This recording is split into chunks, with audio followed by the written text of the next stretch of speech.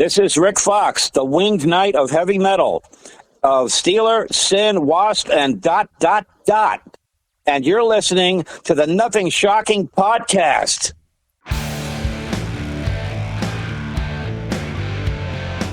Want to know what's going on in the world of music? Then tune in to the Nothing Shocking podcast, a non-genre based, all ages friendly rock and roll program. Join us weekly for interviews with all your favorite rock stars from the mainstream to the underground. You can find us at nothingshocking.libsyn.com or anywhere you download podcasts.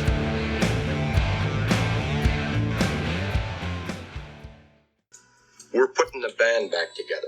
The numbers all go to 11. I'm talking about bands that rock. Led Zeppelin. What about Sabbath? AC/DC. Motorhead. Does that mean it's louder? Is it any louder? Well, it's one louder, isn't it? We're not worthy! We're not worthy! Why don't you just make 10 louder and make 10 be the top number and make that a little louder? These go to 11. I get up off the ground and raise my head. Days like this, think I should be dead. One for Satan, two for me. Let's cheat the devil, it's fun, don't you agree? Welcome to the Nothing Shocking podcast. I'm your co-host, Jeff Untied, and with me in Dog Bowl Studios is Coach Nez. You can find the Nothing Shocking podcast on Libsyn or any podcatchers. Like our Facebook page or follow us on X at No Shock Pod. You can also find the Nothing Shocking podcast on Rock Rage Radio every Sunday morning at 7 a.m. Central Time. Our sponsor is Ragged Records, located in downtown Rock Island, Illinois, and downtown Davenport, Iowa. We would like to thank the Hong Kong Sleepover for allowing us to use their music for our intro and bumper ending. Tonight's guest is Rik Fox, formerly of Steeler, Sin, and W.A.S.P. He's promoting the new Steeler track, Give Me Guitars or Give Me Death. All right. Let's get to the interview. All right, good night. Good night.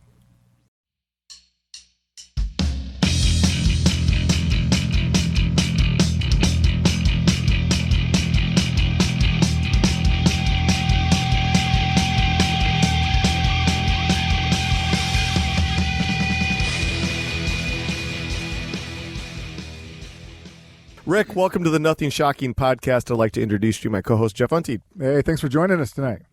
And thanks for having me very much. Very excited to have you on. So let's get right into this. Recently you've been working on the latest Steeler track, Give Me Guitars or Give Me Death. Can you talk a little bit more about the recording process for this new Steeler material? Sure. Good question. Before my wife passed away, she bought me a brand new computer, and she was going to help me set up so that I could record, bass tracks for various people, with something like Pro Tools or whatever. And anyway, when she was like the IT tech. When she passed away, I lost the ability to be able to do. I don't know how to do that myself. So, luckily, where I live, there's a guy about 25 minutes away from me. He's got his own home recording studio set up in his garage. He's got a 32-track Cronus board, so he can pretty much handle anything.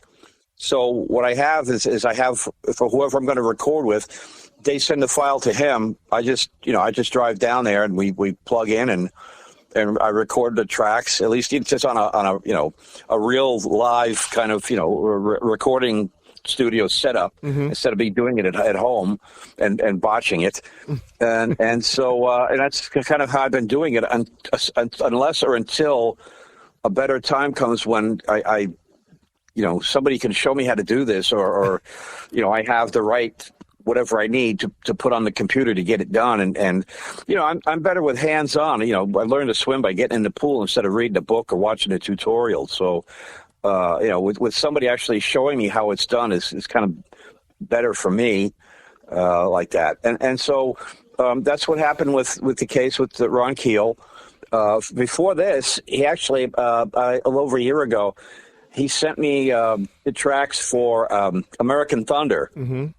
Which it was an older song that he had years ago, and then we re-recorded it. And he's got the Ron Keel All-Stars on it. He's got the drummer from Mike Vanderhill from Y&T and Dave Cawthorn from the Ron Keel Band and a whole bunch of guys from all the bands that he's been working with and producing are all on that. it was like this multi-layer of all this talent on it. So he says to me, I'd like you to play bass on it. I said, fine, and it'd be great. And, they'll send me like the preliminary scratch tracks just so I can write a bass track to it like that. And it gives me time to work out, feel the song, see what I want to say and how I want to say it. That way. And that's kind of like also what I did with going back to before we got on, we briefly touched on Jim Crean. Same thing. They'll send me Crean sent me a CD with the rough tracks on it. So it gave me like months to work with to write something like that. So it gives me time to work with it like that and write my bass track. And then I go down to Doug Harris's studio in West Plains, and just record it down there at Harris Audio. Oh, very good. Well, this era of recording music is totally different than back in your day. But, for you, in this part of your career, do you miss getting into a proper studio with other musicians and banging it out all together?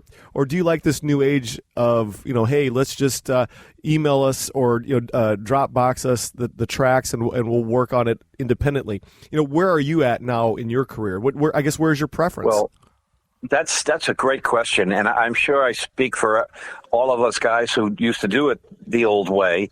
All together in a room, or at least some of us together. There's no substitute for that. For that kind of energy and chemistry and working off of each other, there's no substitute for that. It's a little more comfortable, I guess, to do it in your own home without super pressure on you. But, that other element of being able to work off of somebody is missing. And there's no substitute for that. So, I absolutely miss being able to do it that way. But, it is what it is. And there's no, record labels doing it like we used to do, back in the day. So, and it's forced a lot of the really cool, larger recording studios to either shut down or change course in what they're doing.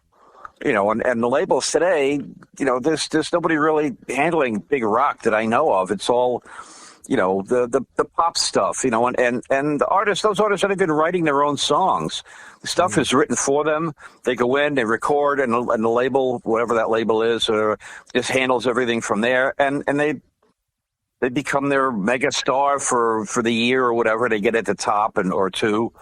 It's so different. It's such a disconnect.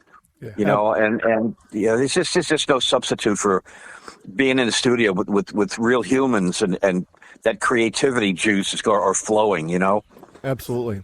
Well, you talked about doing bass tracks for other bands and other people, but over the years, do you have like a vault of Rik Fox demos or songs that you've kind of written yourself or messed around with? Oh, yeah. I've got a whole bunch of stuff. When we moved out of California, I know there's more facilities to be able to do what I need to do, and there are ways of doing it at home as well. Again, I don't have the technology and the wherewithal to know how to do this. Otherwise, I'd be doing it myself. And there are lots of people out there that do it. I just don't know how yet, and I'm a little bit of a dinosaur on that. It's to my own detriment. But I do have a lot of material that I had always. It's on the back burner to put out there. People have asked me, "You going to put out a Rik Fox, like an anthology and stuff?" Yeah, I would love to very much. I've got live performance videos, stuff with Thunderball that needs to be edited. It's from two different cameras. It needs to be edited together as a one. Like I don't have all the recording stuff for that. I have a friend that lives, he's closer to like Cape Girardeau, that area, Timex Seabaugh. He did a lot of work with Ruby Starr, who was with Jim Dandy. And they got a lot of her old material, and they put it all together on several CDs and some DVD stuff, some footage and all that. They did a really remarkable job. So he offered recently to be able to help me out, because he's got all of those tools that can do all of that. The thing is, I can't just send my stuff to somebody and cross my fingers. Exactly. Number one, because it's the only materials I have. If anything happens to them, then they're gone forever. I'm like I said, a hands-on guy. having done some producing and co-engineering, I need to be sitting there. I hate to say over somebody's shoulder, but I need to be sitting there at least side by each and say, okay, this needs to go here. Can we bring it up there? Can we, this, that? In other words, a little bit of input and where I would like to have stuff, balanced or emphasized or whatever. Like I said, the Thunderball video, one camera is a roaming camera, which got overwhelmed by the stage volume when the guy would go up to the stage with the camera. But the wide master that was up in the balcony at the Troubadour has a better audio.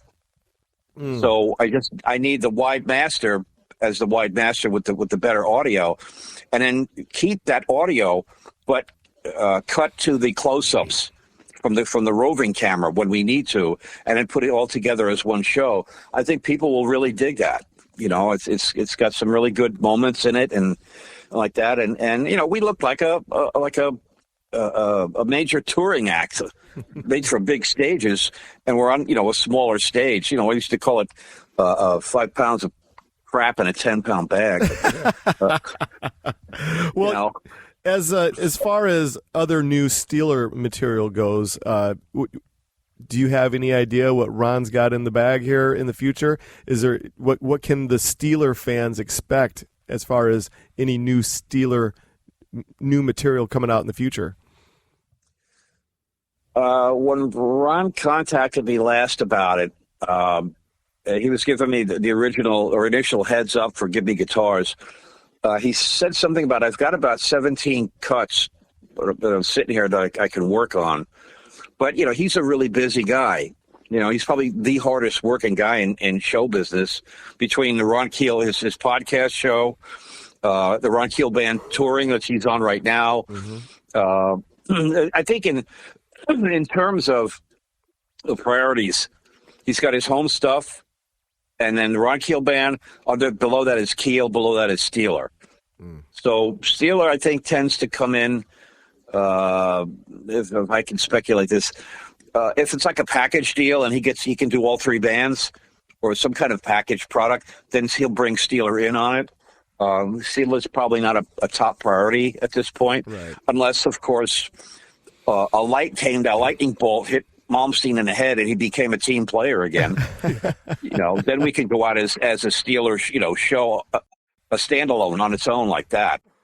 But that's probably not going to happen. So there's the two categories of miracles that happen and miracles that ain't a chance. And that I think the one with Malmsteen is like not a chance. Fair enough, like that. So Ron's offered him the olive branch, and he just turned it down. So like you said, Ron's got some material. I just kind of wait until he throws it my way, and it says here, work on this, work on that. But he was, he gave me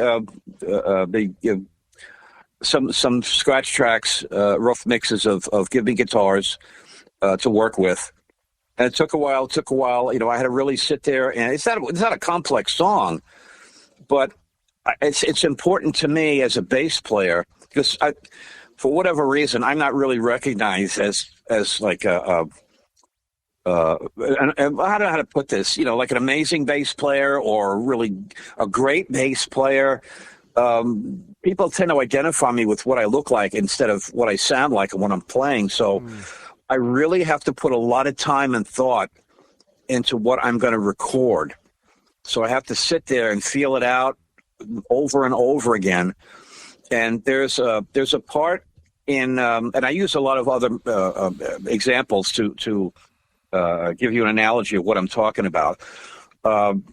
There's a part in Give Me Guitars, Give Me That after the solo, where it's full of dynamics. He brings it down, okay, and it's like this down dynamic part.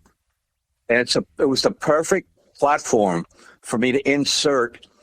The example I'm going to give you is if you remember Deep Purple's song "Woman from Tokyo." After the solo, they bring it down, and Roger Glover plays this pretty little ba ba ba ba da da da da da da da da da da da. There's that little melodic walk, the interlude that he plays, and then it comes back into the song. That's exactly what I did as an example for Give Me Guitars, is in that low dynamic where it comes down. I've got this melodic little bass walk in there. And I nailed it. It took me a couple of times, but I nailed it because I know exactly what I wanted to say and put it in there. And then once it was in the can and recorded, and Doug sent it back to Ron, it was about 30 minutes later. I was sitting outside of Burger King in the parking lot, and the phone rang, and it was Ron. And he goes, "You nailed it." He goes, "You absolutely crushed it." And I said, "You hear that little interlude?" He goes, "Yeah." I said, "It might sound nice with a little stereo chorus on it, or flat the way it is. I'll leave that just to your discretion." He says, "I love it. I love what you did." So that being said, once this stuff is released, that's what would give me a sense of satisfaction. As for people when they hear that and go, "Oh, okay, he's guy's a good bass player. He writes some pretty good stuff in there." Of course, there's the haters that go, "That's not Rik. They had somebody else in there playing it." And I'm like, yeah, that's the same old echo we've been hearing for decades. But it would just be a nice personal satisfaction and a feather in my cap when people hear what I play on other people's stuff and go, I mean, because they're not listening to my stuff. So if they listen to it on someone else's stuff and go, "Wow, that's Rik. Wow."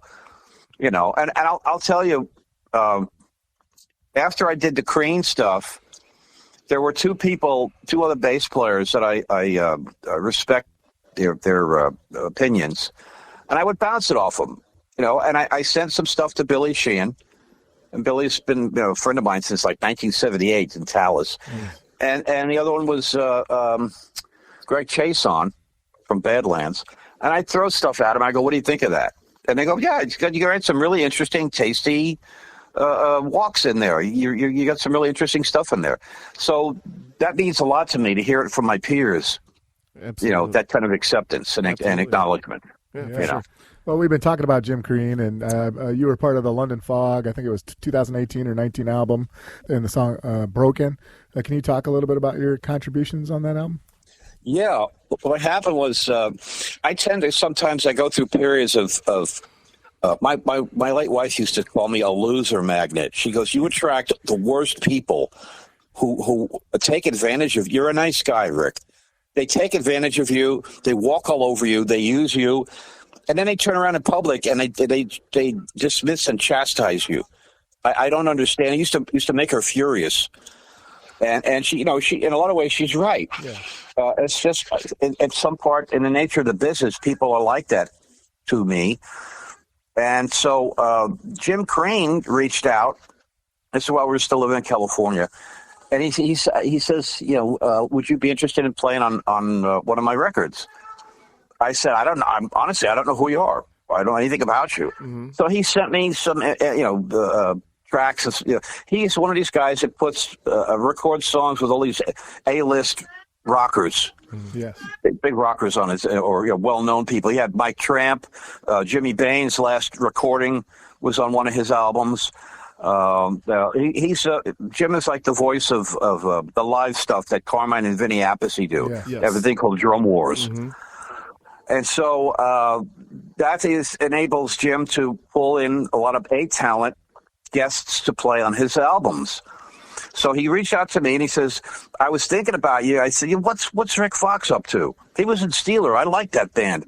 Let me reach out to him. So he contacted me, and we talked about a lot. We discussed a lot of stuff, but he said he'd like to give me a song to play on. And at that particular moment, it's kind of like a weird fate thing. The song he gave me, the title track of the album, is called "Broken." And at that time of my life, I was kind of broken. There wasn't anything happening. There was no major direction. I didn't know what was going to be next for me. And so the song title kind of fit how I was feeling.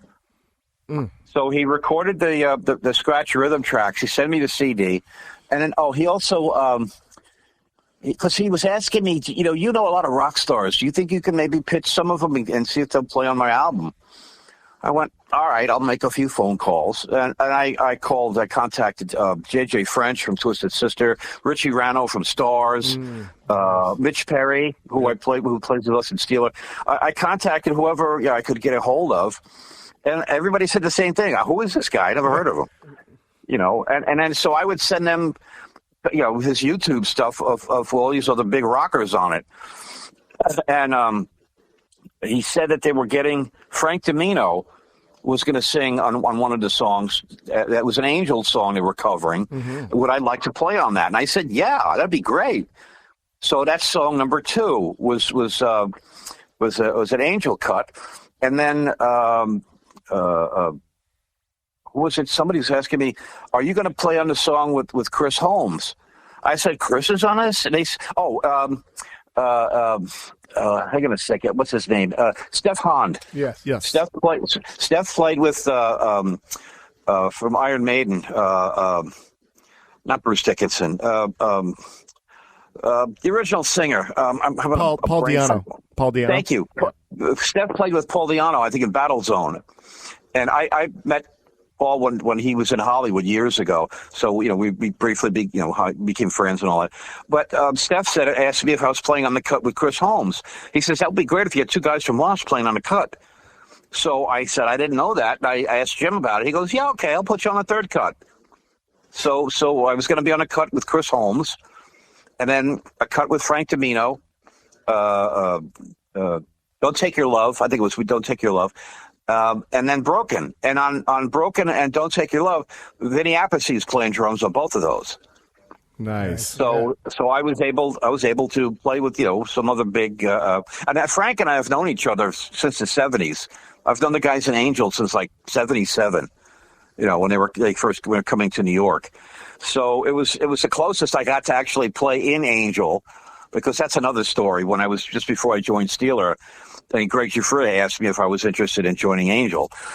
So that was the closest. And I said, well, let's see if we can get Punky Meadows to play on it too. But that didn't happen. So I played on the Broken and Don't Take Your Love. Yeah, Don't Take Your Love. And then so it gave me a lot of time to really think about what I wanted to do. I'm listening to Broken. And I got to tell you, I think the thought came to me is I think I channeled Bob Daisley, because Bob's one of my influences. He's one of my biggest influences. And he's played with Ozzy and Uriah Heep, and I've got his book here, for fact's sake. And we've talked really briefly, I think through Facebook or something. But so I think I channeled Daisley, and I had this kind of feel for that. I play a lot of melodic walks in my style, which kind of went against when I was with W.A.S.P. It was Blackie's like, can you play simpler? Stop playing so many walks. Just play simpler. So at least with Crean, I was able to really fully explore what I wanted to say. And there's opportunities in a song where they have something called a contrapoint or counterpoint, where the arrangement is ascending pattern. I automatically do this. It's like an unconscious thing. When I hear an ascending pattern, I automatically think of what the corresponding descending pattern is, and I play against that. So as they climb, I descend. And then when they descend, I climb. And it really adds a depth of a texture that fills out and complements what the song is saying. So I did that a lot and you can hear that in Broken. And there's some nice little, pretty little melodic walks in there. And after it was all said and done, and I heard it, I went, yeah, that's going to sound a little like Bob Daisley, if I may be so bold. I'm in his shadow, but like that. And that's what I did. And of course, the Angel song we did, I learned that right off the Angel album. And I think right when I got to the studio to actually record it, I was playing with some guys who had their own studio.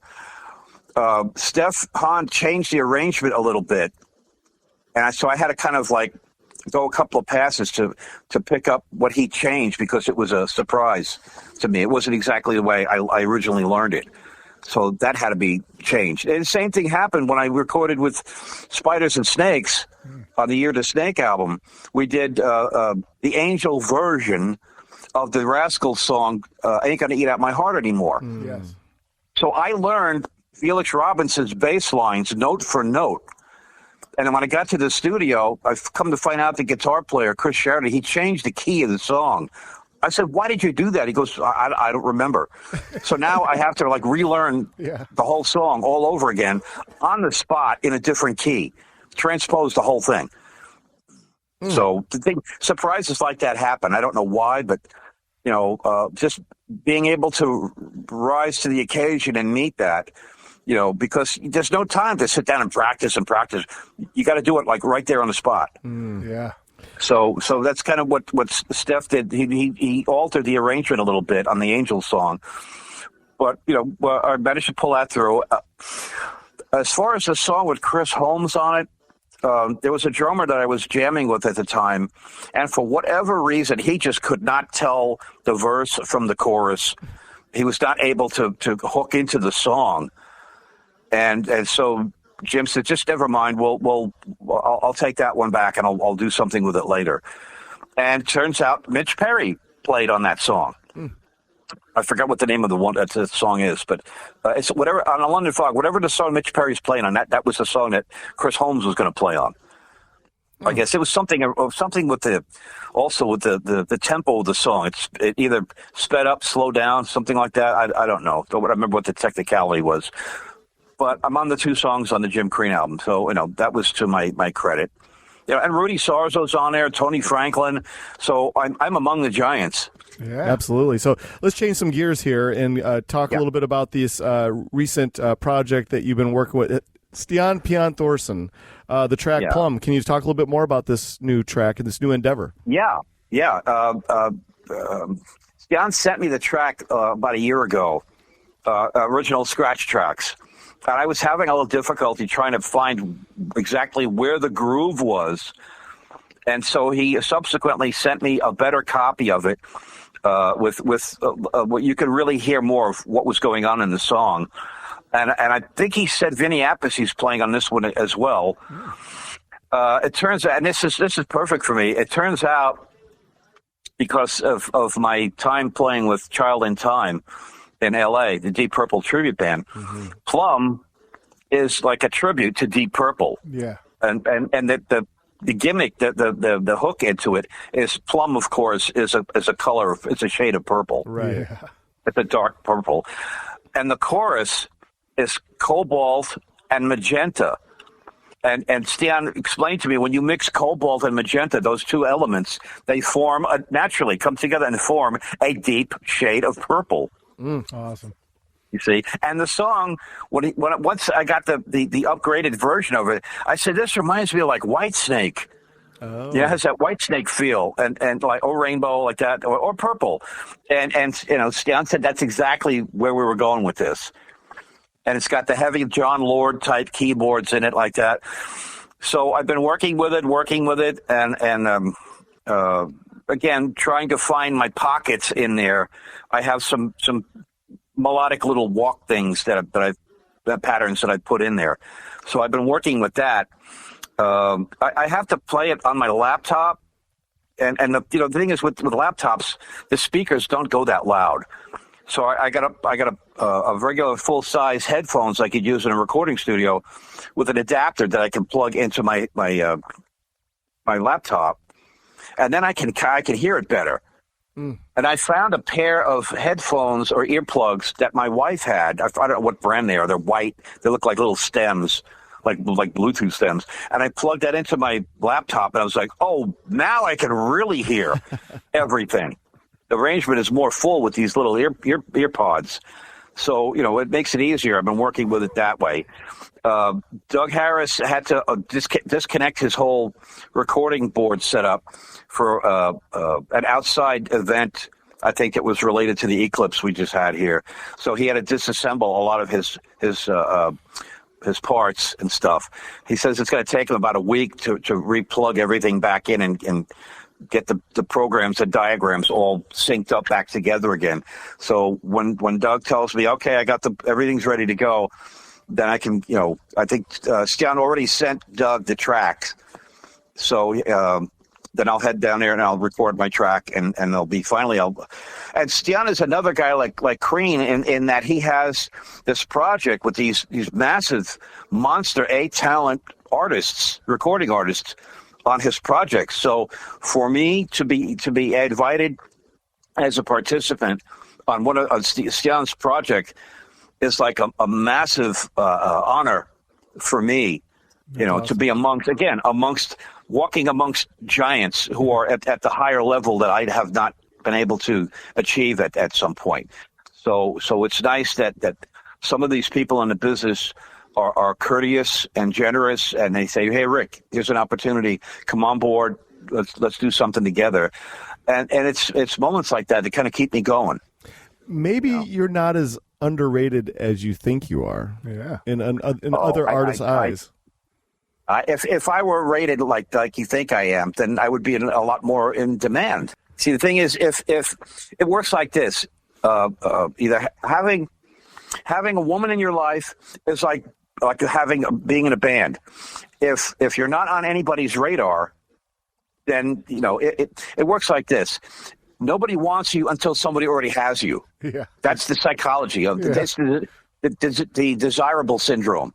If you're out there in a band, then all of a sudden other bands are interested in you because you're active, you're in the spotlight, you're on their radar.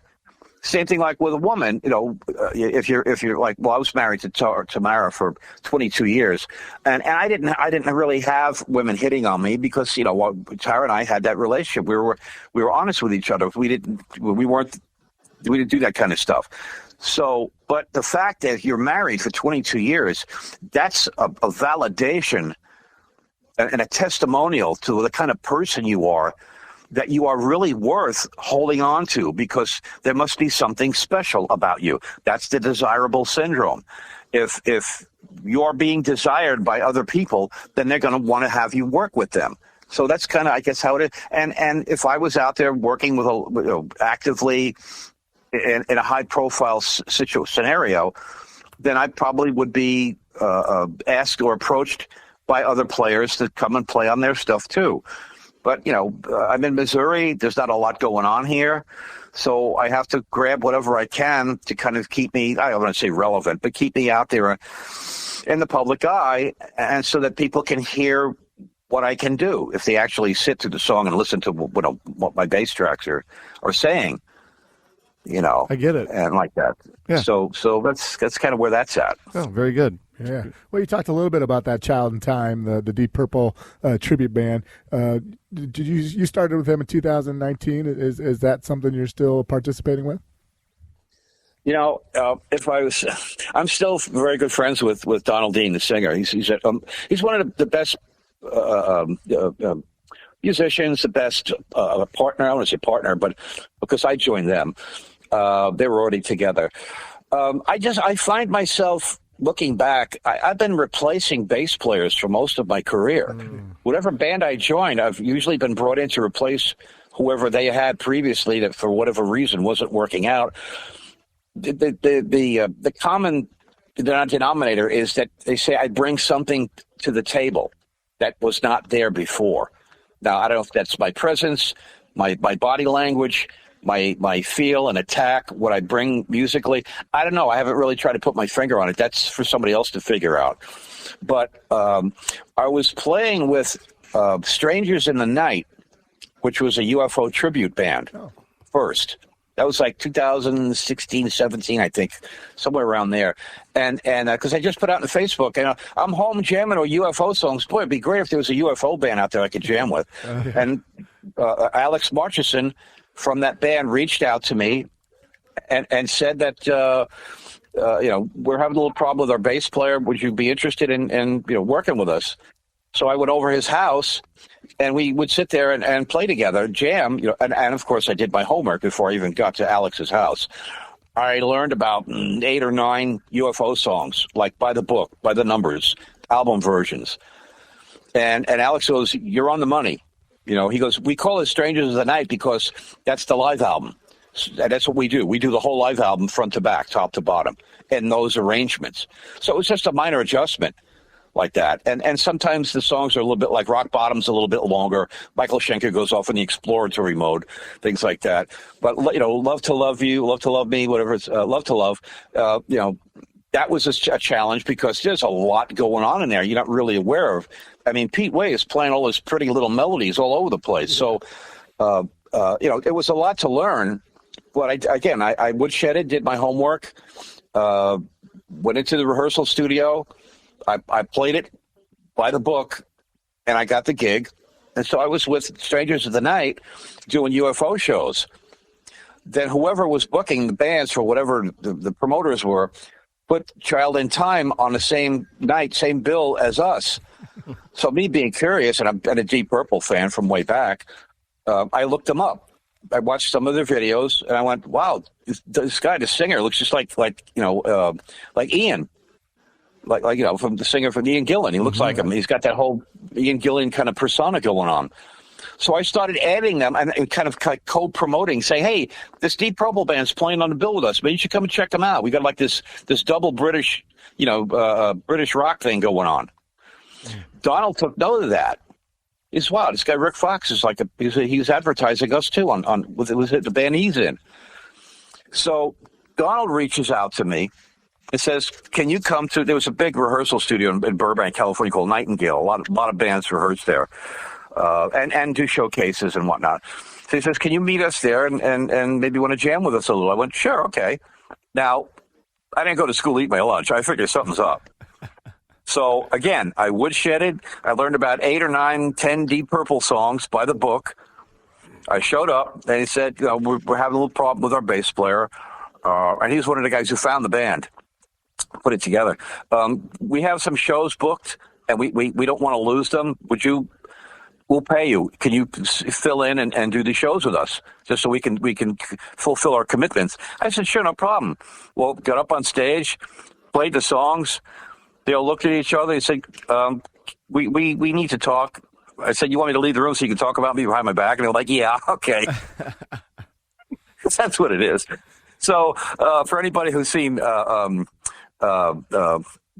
that movie? A Few Good Men. Yeah, right. When Demi Moore's character, she's in front of the naval officers. And they said, "Can you leave the room so we can talk about you behind your back?" When they were considering her for the law thing, the trial. Anyway, so I leave the room. They're talking. They come back out. Come back in. You got the gig, like that. And I did several shows with them, and they paid me cash as soon as we were done off the stage. Donald turns around with the guitar player, with Steve, and they said, "Would you like to stay in the band permanently? We'd really we like working with you. We'd really like to have you." And I said, "That's great," because the UFO band wasn't playing as many gigs as the Deep Purple band. So I then, I didn't really ease myself out of Strangers of the Night. They just weren't doing as many shows. Right. I'm still friends with them. But now the Deep Purple show band, Child in Time, is getting more gigs. So I'm now playing with them, and I'm covering a whole spectrum of Roger Glover, Glenn Hughes, early Deep Purple, the Tommy Bolin version of Deep Purple. So I've got all these different eras of bass playing I have to cover. Yeah. And that's like Deep Purple's like a thinking man's, heavy rock. Exactly. You're not jumping across the stage playing three chords. You got to really think about what you're playing, and you got to play it right. Mm. So when it comes to songs like "Woman from Tokyo," and you play that little bass interlude, or whatever the song calls for, I had those nailed. I play them, just like the record. And the other thing is the chemistry in Child in Time was great. It was so great that when it came time to leave California, and I had to leave the band because we were leaving California, those guys were actually upset. They were sad that I had to leave. And to this day, and Donald will admit this, Donald says, "If you ever came back to California, you and I, we'd be playing together again in the same band." Yeah, and, cool. and that's a great feeling in your soul. Yes.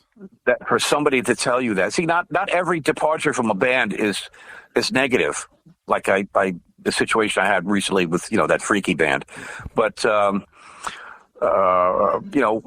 to know that somebody says, "Hey, there's a spot for you if you ever come back."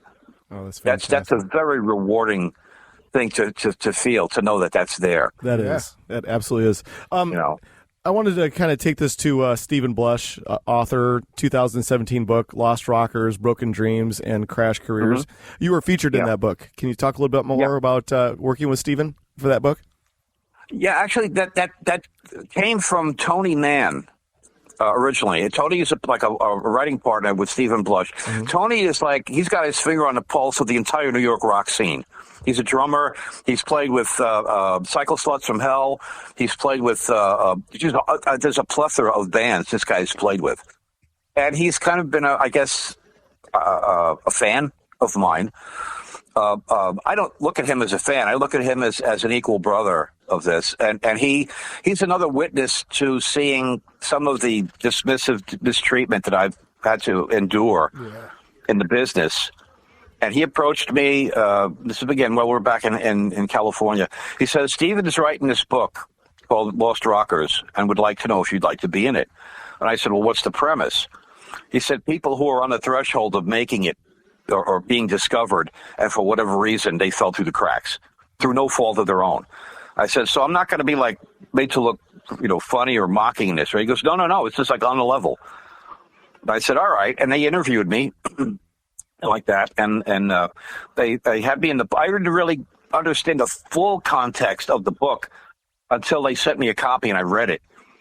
And I read who a lot of these people are.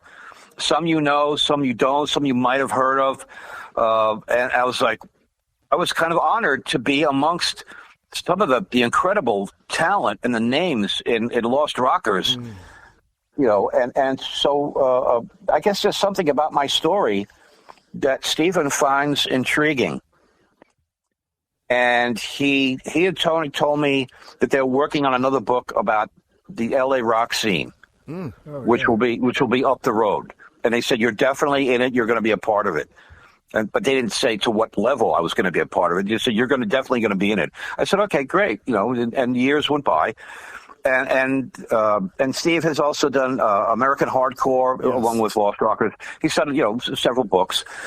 And he's also, I think, a cancer survivor. So, God bless him for this, And when he put out, there was another called New York Rock. When he put that book out, I was invited to the book signing at Book Soup in West Hollywood, and all these New York rockers that were flown out or who were in California all came out there, and I was part of that whole the press junket and the interview on camera and all that stuff. So it was great. I got to meet Pyro Pete, who passed away, and a lot of the people who played with Rob Zombie and all that.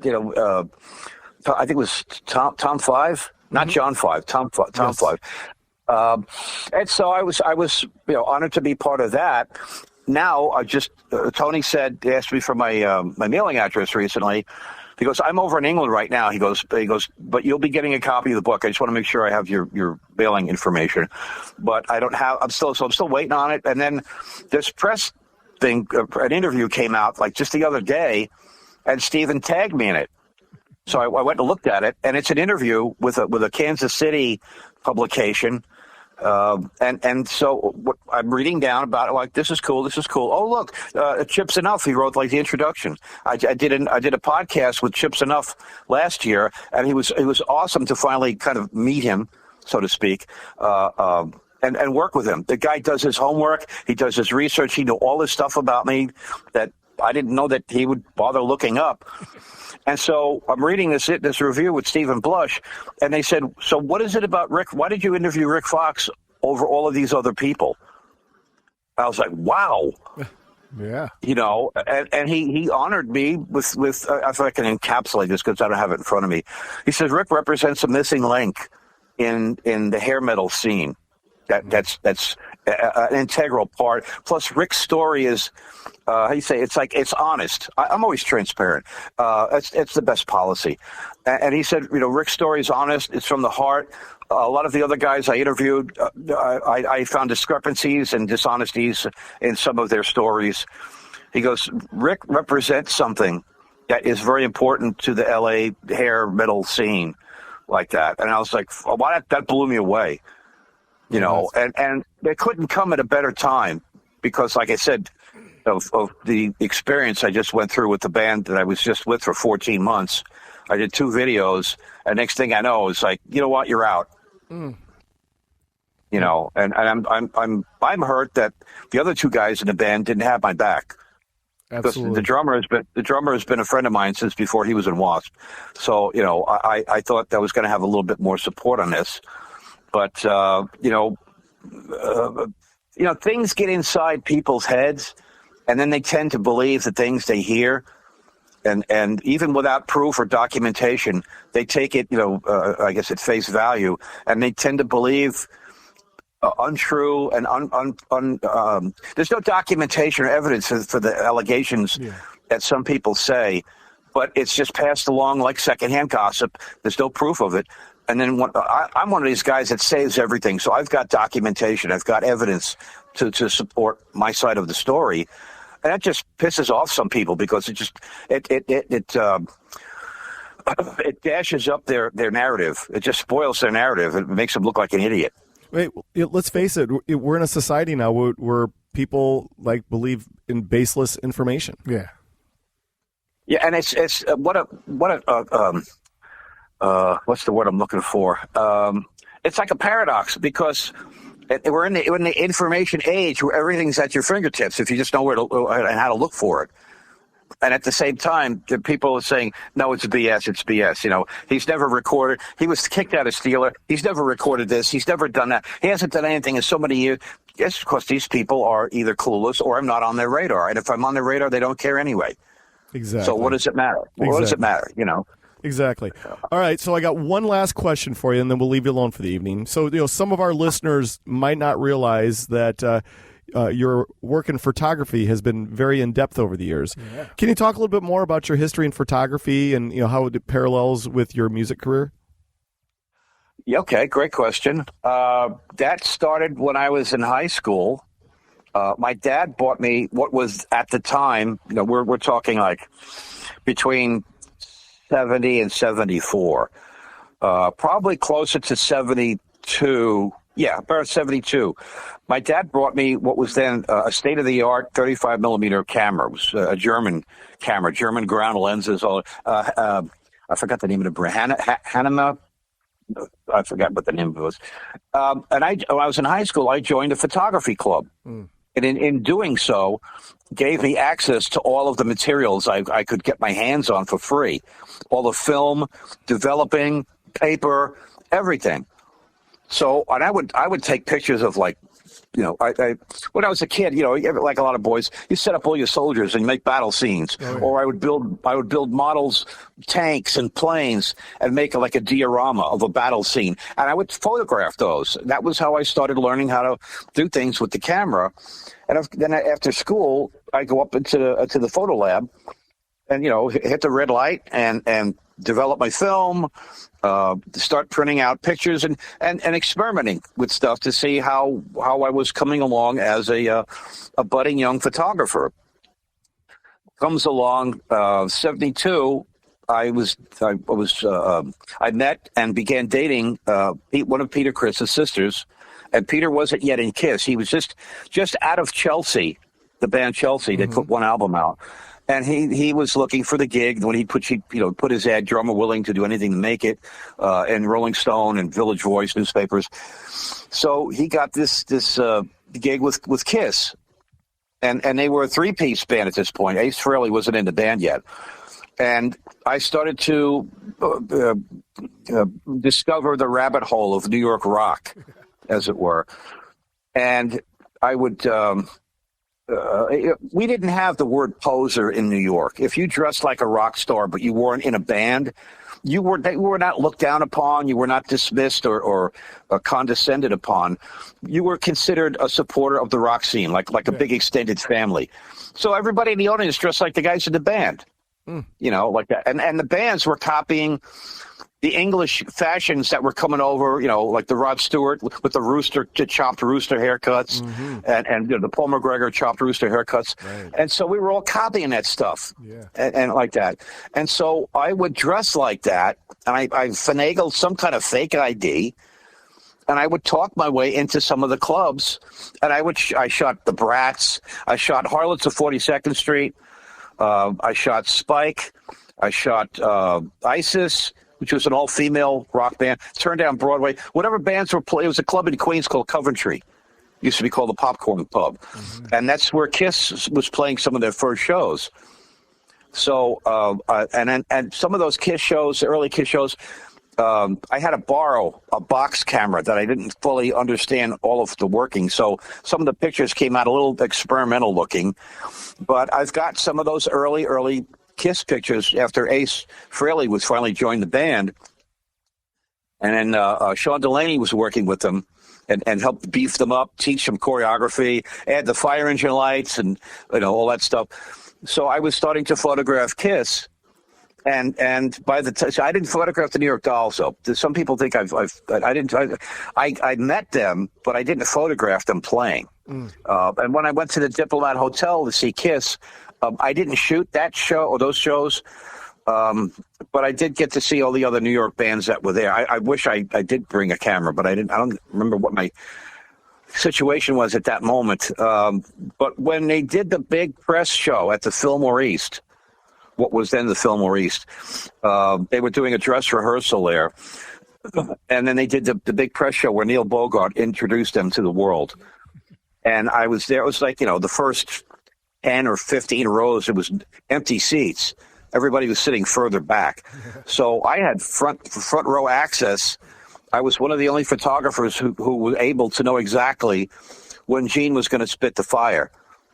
And I was watching his mouth through the lens of the camera. I could see him testing which way the breeze was blowing with the torch. And I could see him purse his lips. I knew just when he was going to spray. And I hit my shutter. The shutter opened, and I caught the flame in full burst, full length, like that. Wow. And so I subsequently shot a whole series of photographs of Kiss close up. I mean, you could practically touch Ace Frehley. That's how close he was. And got these pictures of Kiss playing this gig, and most of it came out really great quality. What happened was, after I came to California, and I was getting a little short on funds, I wound up selling some stuff from my Kiss scrapbook to some Kiss fans. Turns out one of these guys got the entrepreneurial idea to start making duplicate copies of my pictures. Of course. And they were not great copies. I guess he took pictures of the pictures, and he started selling them to people around the world. And now my pictures have been in dozens of countries, thousands of magazines, thousands of bootleg CDs and DVDs with my pictures on them. And no way for me to trace who all these people are. I don't have Gene's financial wherewithal. And even if I did, what am I going to squeeze out of these people? They probably don't have anything. Exactly. But I'm saying my Kiss pictures were everywhere and still are all over the internet. And so, there's a Swedish Kiss fan army asked me if they could permission to use my pictures in their magazine. I said, yeah, with one caveat. You put in there a notification to all the Kiss fans that when they see these Kiss pictures from that show, no matter whose name you see on them, that's BS. They're my pictures. Other people have been putting their watermarks on my pictures. And they kept their word. And when I got the copy of the magazine, there was the disclaimer in there saying that these pictures are mine. And it also accompanied an interview with Lydia Chris. And I'm in Lydia's book. She validates me as well, like that. She's a sweetheart. And so at least I'm getting that word out there, in a longer route, even though we're in a technological world where the word gets around the world faster, that these pictures, these were my Kiss pictures that I took. And also I got some of my pictures where Ken Sharp used some of my pictures in his book, Nothing to Lose, The Making of Kiss, 1972 to 75. That helped break me out a little bit more. And my interview accounts are in that book as well. And then the A&E special that came out a couple of years ago about Kiss. Yeah. They licensed some of my Coventry pictures for that program as well. So little by little, it helps getting the word out that I was part of that whole scene. I'm a veteran rocker of New York rock scene in 1975. Yeah. I did my debut with the Martian Rock Band at Max's Kansas City and then CBGB's. So I go that far back. Yeah. Fantastic. Well, we're out of our allotted time for the evening. Is there anything that we left off tonight that you would like to plug or promote? Well, if we left it off, there's no time to promote it. So, well, we just give it that little window. Well, it's a small window. Let in the breeze. I can't off the top of my head. We hit pretty much the talking points that we all agreed on, and that's very cool. Anything else would be just drawing out stuff I've already talked about. I think a lot of people already know the W.A.S.P story and Steeler, and I mean, it's always great to talk about them, but each day somebody new comes along and says, I didn't know that. I didn't know that. Yeah. So as long as people say, can you tell me about it? As long as they're interested, I don't mind telling them, about it. If they're asked, they want to know, then I'll tell them. Hey. And I'm grateful for that, but I can't think of anything right off the top of my head that we missed. Well, we want to keep things as fresh and new for our guests as possible, but this is how things work out. We're a week behind on our episodes, so Jeff, the editing wizard over here, will clean up and make it sound like all nice and pretty, and it'll be released probably a week from this Saturday. Sound good? Sounds great. Yeah. Sounds great. I'm glad and grateful for the opportunity. You guys are interested.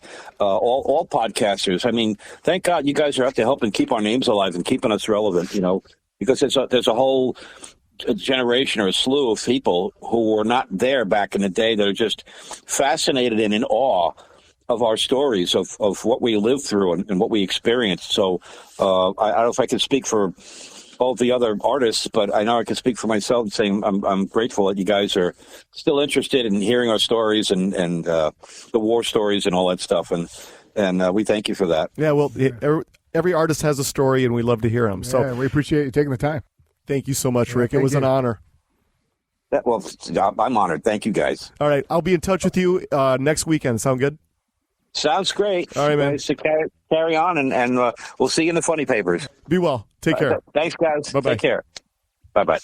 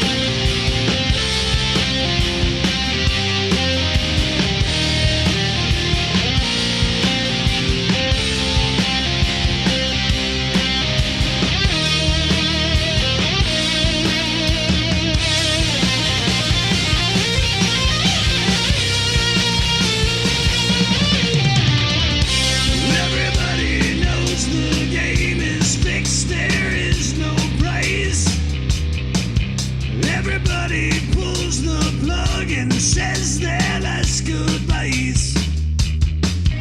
Move to the sunshine, fight the grip of nights. If they ever take from you, then you plug out both their eyes. They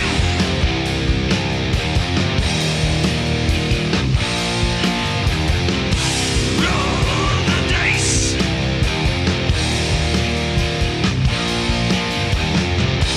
Take your chances.